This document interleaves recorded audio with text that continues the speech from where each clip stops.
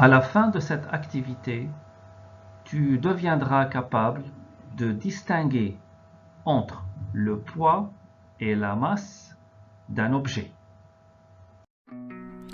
Donc aujourd'hui, nous allons parler du poids et de la masse. Parce que le poids et la masse, ce n'est pas la même chose. Je vais commencer par la masse. Alors la masse se mesure avec une balance et l'unité de mesure du système international de la masse est le kilogramme.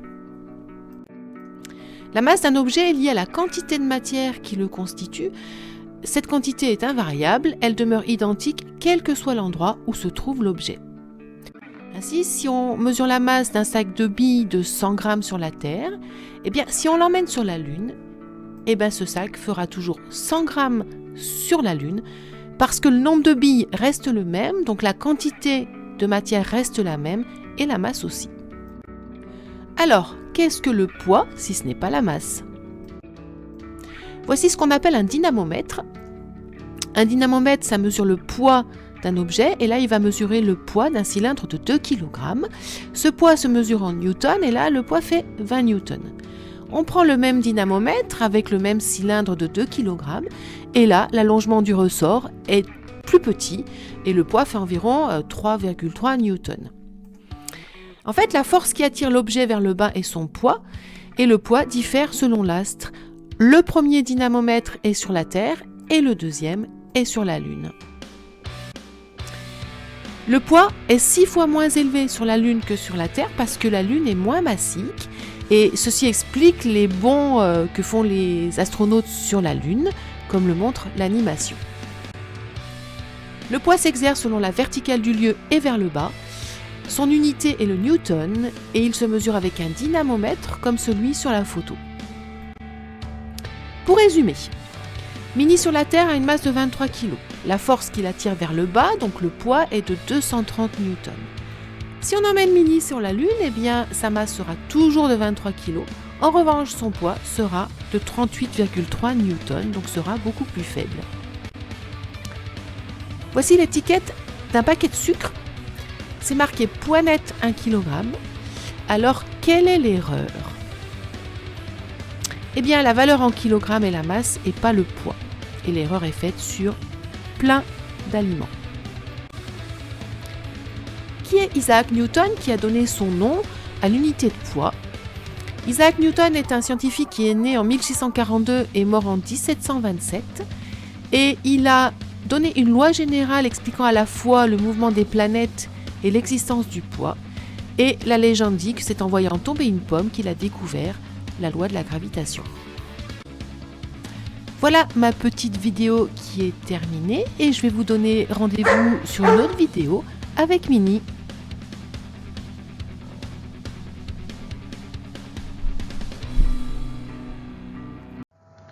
La masse d'un objet représente la quantité de matière contenue dans cet objet.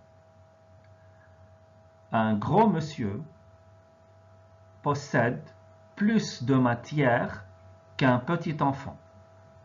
Par conséquent, la masse du gros monsieur sera plus grande que celle de l'enfant. La masse d'un objet se mesure par une balance. On place l'objet dont la masse est inconnue sur un plateau de la balance. Ensuite, on essaye d'équilibrer la balance par des masses marquées connues. La masse s'exprime en kilogrammes. Parfois, on utilise des sous-multiples du kilogramme, comme le gramme ou bien le milligramme.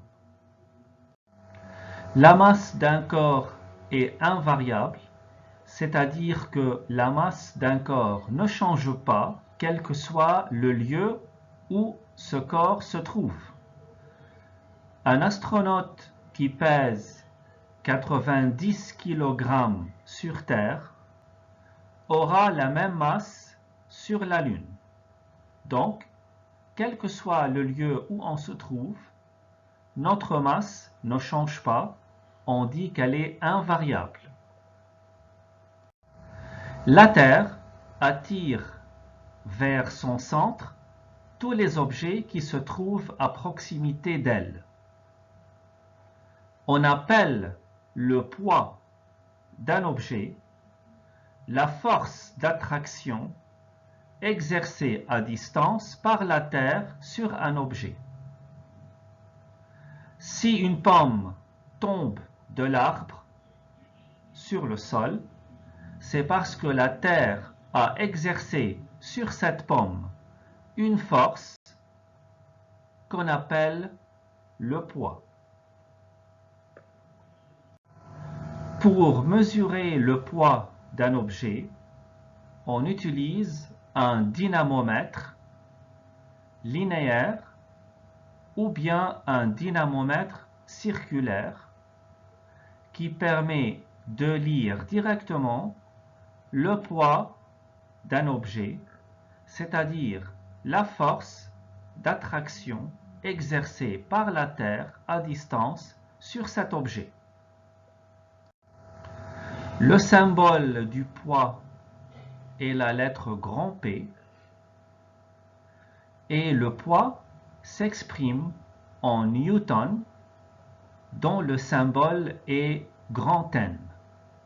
Par exemple, le dynamomètre circulaire permet de mesurer le poids de la pomme accrochée à ce dynamomètre, c'est-à-dire ce dynamomètre permet de mesurer la force d'attraction exercée par la Terre sur cette pomme, et on peut lire directement sur le dynamomètre que le poids de cette pomme est de 2 newtons. Contrairement à la masse d'un objet, qui est invariable, qui ne change pas quel que soit le lieu, le poids d'un objet varie avec le lieu où se trouve l'objet. Exemple, le sac de café accroché au dynamomètre sur Terre aura un poids de 2 newtons. Si je mesure le poids de ce même sac de café sur la Lune, on trouve que ce même sac de café a un poids de 0,3 newtons seulement. Donc, le poids d'un objet varie avec le lieu où se trouve l'objet. On remarque que la Terre attire les objets vers son centre plus fortement que la Lune.